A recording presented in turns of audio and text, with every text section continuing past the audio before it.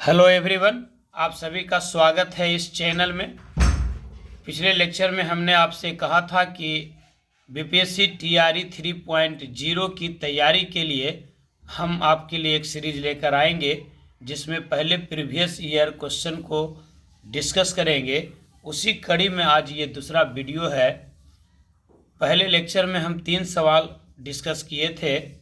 आज आप देखेंगे कुछ और ज़्यादा सवालों को। इस सीरीज में हम पहले प्रीवियस ईयर प्रॉब्लम को डिस्कस करेंगे, फिर कुछ संभावित सवाल पर भी चर्चा करेंगे। तो आज के इस लेक्चर का सवाल देखिए, क्वेश्चन नंबर 4 के रूप में। ये सवाल पूछा गया था 26/8/2023 को।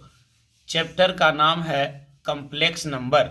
क्वेश्चन है, if Z1 is equals to 2 minus I and Z2 is equals to 1 plus I, then modulus of Z1 plus Z2 plus 1 divided by Z1 minus Z2 plus I के मॉडुलस का स्क्वायर का value क्या होगा। Option A में दिया हुआ है 8, B में दिया हुआ है 12, सी में है 16 और डी में है मोर देन 1, यानी इनमें से एक से ज़्यादा आंसर, और ई में कह रहा है इनमें से कोई नहीं, इनमें से कोई नहीं। तो चलिए इस सवाल को हम बनाते हैं। क्वेश्चन इस सवाल को बनाने के लिए आपके पास पर्याप्त जानकारी क्या होनी चाहिए। सबसे पहले तो जानकारी आपको होनी चाहिए कि मॉडुलस ऑफ जेड का स्क्वायर बराबर होगा जेड के स्क्वायर का मॉडुलस, यानी पावर का मॉडुलस बराबर मॉडुलस का पावर। उसके बाद अलजेब्रा ऑफ कम्प्लेक्स नंबर, यानी दो कम्प्लेक्स नंबर को जोड़ेंगे और घटाएंगे तो कैसे उसका परिणाम बदलेगा या नहीं बदलेगा, उसको जानना होगा। तो इसका अलजेब्रा होता है same as that of real number. दो कम्प्लेक्स नंबर को जोड़ना है तो सिंपली जोड़ देंगे रियल पार्ट को रियल पार्ट के साथ और इमेजिनरी पार्ट को इमेजिनरी पार्ट के साथ। तो Z1 बराबर है 2 माइनस आई और Z2 बराबर है 1 प्लस आई। यदि हम इसका प्लस कर लें, यानी Z1 प्लस Z2 निकाल दें, दोनों को जोड़ें तो Z1 प्लस Z2 बराबर होगा 2 और 1 3, आई और आई कट जाएगा। और यदि हम इसको माइनस करें, Z1 माइनस Z2 कर दें तो माइनस करने पर साइन चेंज हो जाएगा। तो 2 माइनस 1 यानी 1 होगा। अब माइनस आई और माइनस आई माइनस 2i होगा। ये आप Z1 प्लस Z2 और Z1 माइनस Z2 निकालें। क्यों? क्योंकि सवाल में इसका वर्णन है Z1 प्लस Z2 और Z1 माइनस Z2। न्यूमरेटर में है Z1 प्लस Z2 प्लस 1, तो आप Z1 प्लस Z2 प्लस 1 कर दीजिए। तो Z1 प्लस Z2 था 3 में 1 जोड़ेंगे तो हो जाएगा 4। फिर Z1 माइनस Z2 में आई को ऐड कर दीजिए, आई को ऐड कर दीजिए। तो Z1 माइनस Z2 है 1 माइनस 2i, इसमें आई को ऐड करेंगे तो मिल जाएगा 1 माइनस आई। अब हमको निकालना है मॉडुलस Z1 प्लस Z2 अब plus 1, Z1 plus Z2 plus 1 divided by Z1 minus Z2 plus i का स्क्वायर। इसका मतलब क्या हुआ? पहले तो लगाएंगे भाग का मॉडुलस बराबर मॉडुलस का भाग, यानी Z1 प्लस Z2 प्लस 1 का modulus divided by Z1 minus Z2 plus i का मॉडुलस, और दोनों तरफ पर पावर भी चढ़ा देंगे। Z1 प्लस Z2 प्लस 1 बराबर आपको मिल गया है 4, तो यहाँ हो जाएगा 4 के मैग्नीट्यूड का स्क्वायर। और Z1 माइनस Z2 प्लस आई बराबर मिल गया है 1 माइनस आई, इसके मॉडुलस का स्क्वायर। 4 का मॉडुलस 4 ही रहेगा तो इसका स्क्वायर 16। और 1 माइनस आई का मॉडुलस क्या होगा? अगर Z बराबर है x प्लस आई बाई, तो मॉडुलस ऑफ Z बराबर होगा अंडर रूट एक्स स्क्वायर जोड़ वाई स्क्वायर।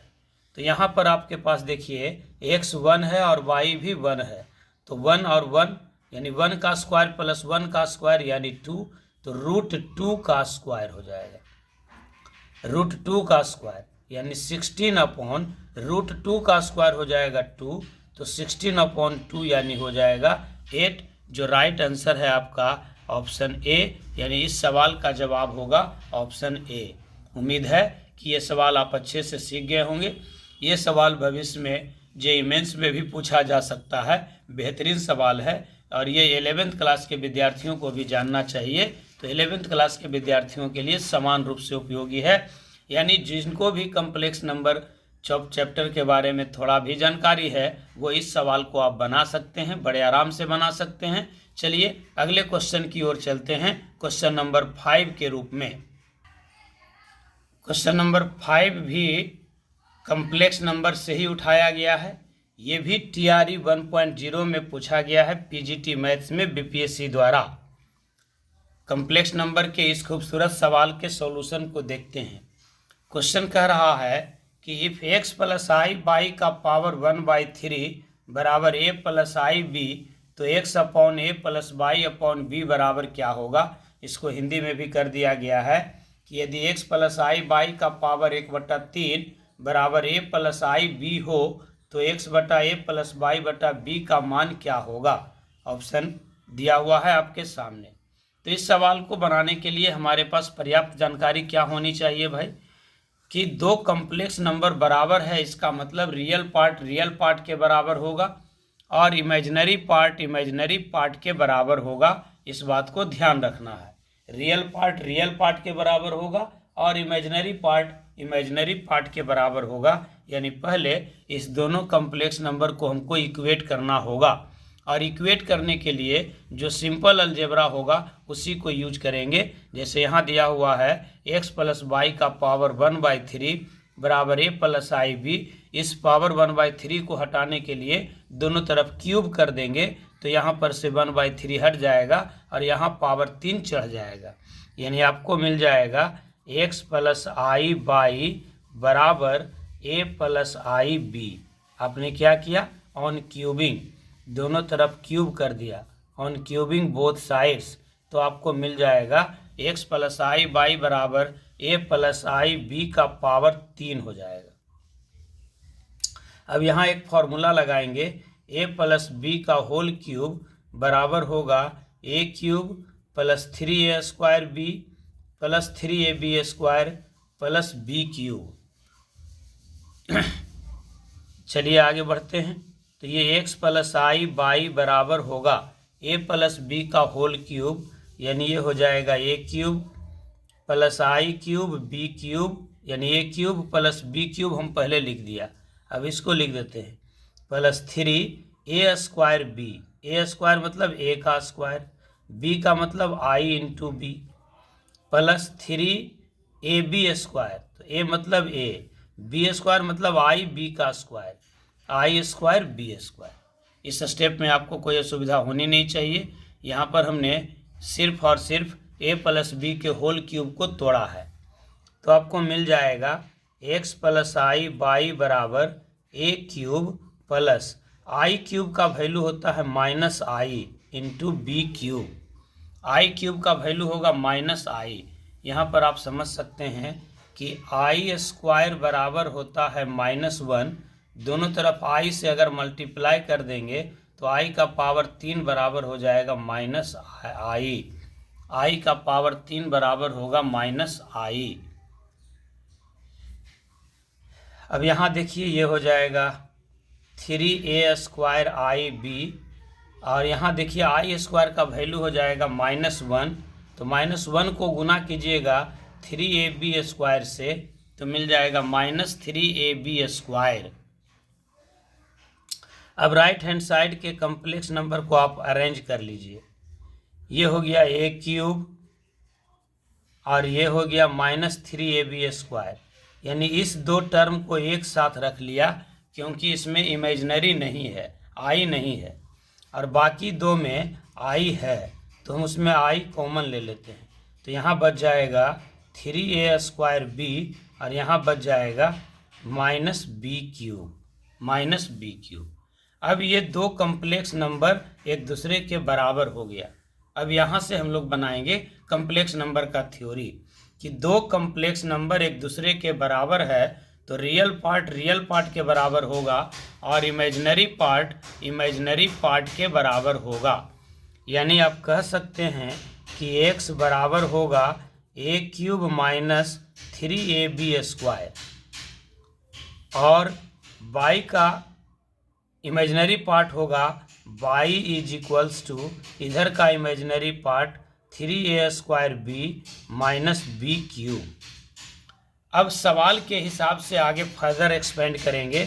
हमको चाहिए x बटा a, तो हम दोनों तरफ a से डिवाइड कर देते हैं, तो यहाँ मिल जाएगा x बटा a बराबर ये हो जाएगा a² minus 3b², a² minus 3b²। यहाँ पर हमको चाहिए y अपॉन b, तो यहाँ पर हम दोनों तरफ b से डिवाइड कर देते हैं, तो y अपॉन b बराबर होगा 3a² माइनस b²।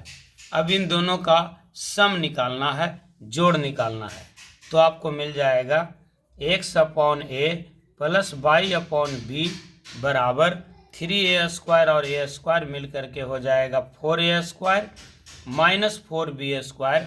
जहाँ पर अगर आप 4 कॉमन ले लेंगे तो मिल जाएगा 4 इंटू a² माइनस b², यानी इसका ऑप्शन हो जाएगा a 4 into a² minus b²।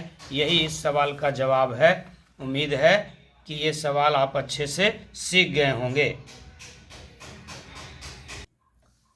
Question number 6 है, 4 अंगुलियों में विभिन्न प्रकार की 5 अंगूठियां कितने प्रकार से पहनी जा सकती है? In how many ways can 5 rings be wear in 4 fingers? 4 अंगुलियों में विभिन्न प्रकार की 5 अंगूठियों को कितने प्रकार से पहना जा सकता है? ये सवाल है आपका परमुटेशन एंड कम्बिनेशन से, जिसको आप बना सकते हैं फंडामेंटल प्रिंसिपल ऑफ काउंटिंग के हिसाब से। फंडामेंटल प्रिंसिपल ऑफ काउंटिंग का रूल है कि यदि एक काम को m तरीके से किया जाए और दूसरे काम को n तरीके से किया जाए, और यदि ये दोनों काम डिपेंडेंट हो तो काम करने का कुल तरीका होगा m गुना n, और यदि इनडिपेंडेंट हो, स्वतंत्र हो, तो काम करने का कुल तरीका होगा m प्लस n। यहाँ आप देख रहे हैं कि 4 अंगुली है जिसमें 5 अंगूठियों को पहनाना है, यानी 4 उंगली में ही अंगूठी पहनाएंगे, यानी काम आपका होगा 4 ही काम होगा, 4 काम होगा, 4 काम होगा, या फिर 5 काम होगा, 5 काम होगा। 1 2 3 4 5, 1 2 3 4 5, 4 उंगली में पहनाना है और 5 अंगूठी को पहनाना है, 5 अंगूठी को पहनाना है। तो यहाँ पर इसको पहनाने का तरीका क्या होगा? 5 अंगूठी में से मान लेते हैं पहला अंगूठी की बात करें तो पहला अंगूठी को पहनाने का तरीका कितना होगा? 4 होगा, क्योंकि 4 उंगली में से किसी भी उंगली में पहनाया जा सकता है। विभिन्न प्रकार की 5 अंगूठियां हैं।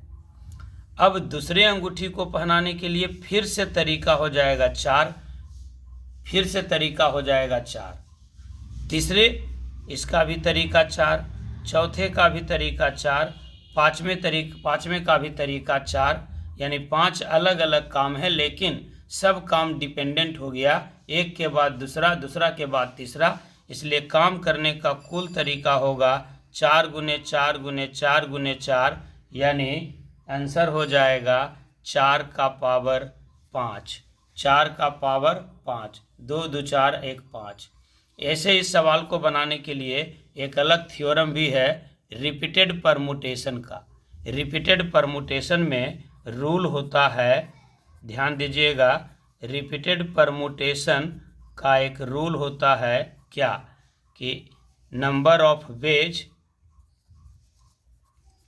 To arrange, number of ways to arrange r things at n things at r places is n to the power r if repetition is allowed।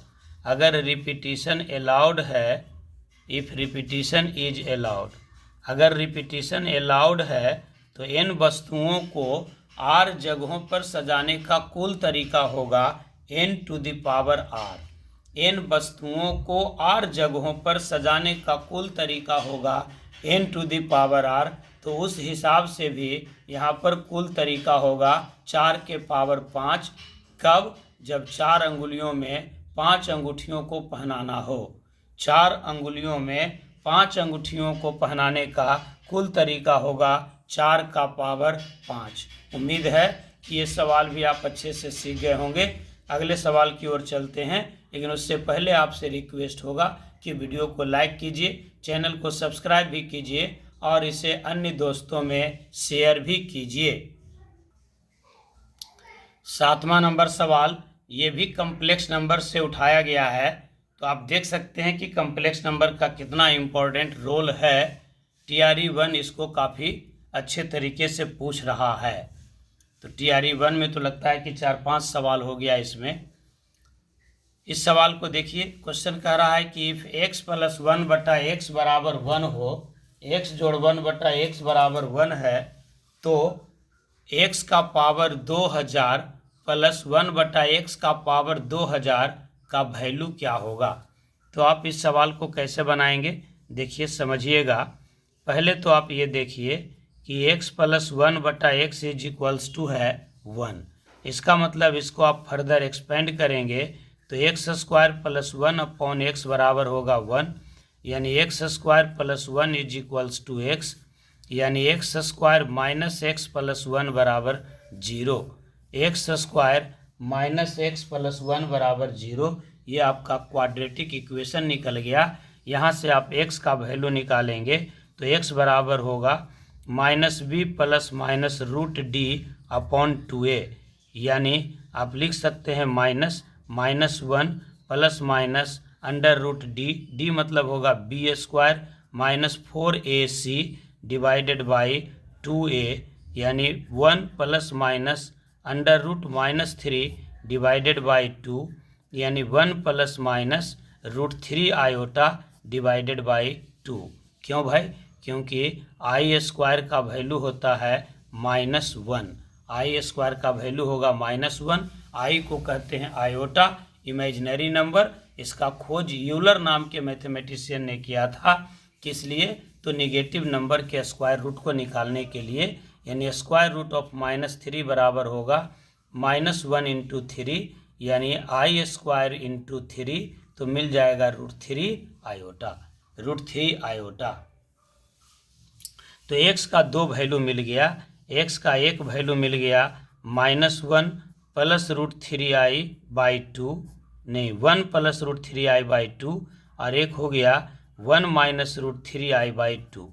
अब आपको सवाल बनाने के समय ये ध्यान में आ जाना चाहिए कि ये जो वैल्यू है वो ये किसी खास प्रकार के वैल्यू को बताता है। ये है imaginary cube root of unity. Imaginary cube root of unity होता है ओमेगा और ओमेगा², जिसका वैल्यू होता है -1 - √3i/2, और ओमेगा² होता है -1 + √3i/2। ओमेगा बराबर होगा -1 - √3i/2 और ओमेगा² होगा -1 + √3i/2। लेकिन आप देख रहे हैं कि यहाँ 1 + √3i/2 है। इसमें अगर हम माइनस से मल्टीप्लाई कर दें तो -1 - √3i/2, यानी ये हो जाएगा ओमेगा² विथ निगेटिव साइन, और यहाँ माइनस गुना करेंगे तो -1 + √3i/2, यानी ये हो जाएगा आपका -ओमेगा, यानी x का वैल्यू हो गया -ओमेगा या -ओमेगा²। ये बात आपको समझ लेना चाहिए। x का वैल्यू हो गया -ओमेगा या -ओमेगा²। इस बात को ध्यान रखिएगा। यानी क्लियर हो गया बात कि यदि x + 1/x बराबर 1 हो तो x का वैल्यू होगा -ओमेगा या -ओमेगा²। ये एक कॉमन सा बात है +2 के मैथमेटिक्स के लिए या हायर मैथमेटिक्स के लिए। इसका वैल्यू याद रखना चाहिए कि अगर x + 1/x बराबर 1 है तो x बराबर होगा -ओमेगा या -ओमेगा²। अब इस दोनों में से कोई भी वैल्यू को लेकर के चलिए, आपका वैल्यू सेम मिल जाएगा। तो हम चलिए x बराबर हम माइनस ओमेगा लेकर के कैलकुलेट करते हैं। x बराबर माइनस ओमेगा, तो हमको निकालना है x के पावर 2000 को। इसका मतलब होगा माइनस ओमेगा का पावर 2000। और आप जानते हैं कि माइनस का पावर जब इवन नंबर हो तो प्लस हो जाएगा। और ओमेगा के पावर 2000 को लिख सकते हैं 3 से डिवाइड करते हुए, तो मिलेगा 3 6 जा 18, 3 6 जा 18, 3 6 जा 18 प्लस 2। जब रिमाइंडर 2 बच जाता है तो वैल्यू मिलता है ओमेगा स्क्वायर, यानी ये वैल्यू हो जाएगा ओमेगा स्क्वायर। ये ध्यान दीजिएगा कि ओमेगा के पावर 3n बराबर होता है 1। ओमेगा का कोई भी पावर यदि 3 का मल्टीपुल है तो उसका वैल्यू होगा 1, और 3 के मल्टीपुल से 1 ज़्यादा है तो ओमेगा, और 3 के मल्टीपुल से 2 ज़्यादा है तो ओमेगा स्क्वायर। ओमेगा स्क्वायर, तो यहाँ 3 के मल्टीपुल से 2 ज़्यादा है, यानी मिल गया ओमेगा स्क्वायर। तो हमको फाइंड करना था x का पावर 2000 प्लस 1/x का पावर 2000, यानी x का जो वैल्यू है वो है ओमेगा स्क्वायर। x के पावर 2000 का वैल्यू हो गया ओमेगा स्क्वायर प्लस 1/ओमेगा स्क्वायर। ओमेगा स्क्वायर प्लस इस 1 को लिख दीजिए ओमेगा क्यूब बटा ओमेगा स्क्वायर, यानी ओमेगा स्क्वायर प्लस ओमेगा, और ओमेगा प्लस ओमेगा स्क्वायर का वैल्यू होता है -1। -1 कैसे? क्योंकि 1 प्लस ओमेगा स्क्वायर बराबर होता है 0। Sum of all cube roots of unity बराबर होता है 0। Sum of all cube roots of unity, unity के जितने क्यूब रूट हैं उन सब का जोड़ होता है 0, और यूनिटी के 3 क्यूब रूट होते हैं, 1 ओमेगा और ओमेगा स्क्वायर। 1 हो जाता है real cube root of unity, omega और ओमेगा स्क्वायर होता है imaginary cube root of unity.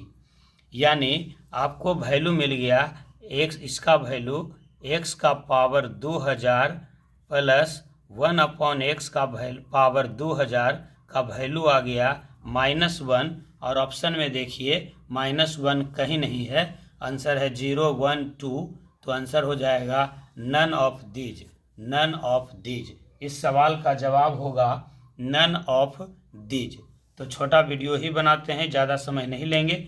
हम चाहेंगे कि आप आधा घंटा ही इस पर समय अगर दिए तो सारे सवाल का डिस्कशन अच्छे तरीके से हो जाएगा, और प्रतिदिन इस पर ये वीडियो अपलोड किया जाएगा। इसलिए ज़्यादा से ज़्यादा दोस्तों के साथ इसे शेयर कीजिए और चैनल को लाइक कीजिए। वीडियो को लाइक कीजिए, चैनल को सब्सक्राइब कीजिए और ज़्यादा से ज़्यादा दोस्तों में इसे शेयर कीजिए। आप सभी का बहुत बहुत धन्यवाद।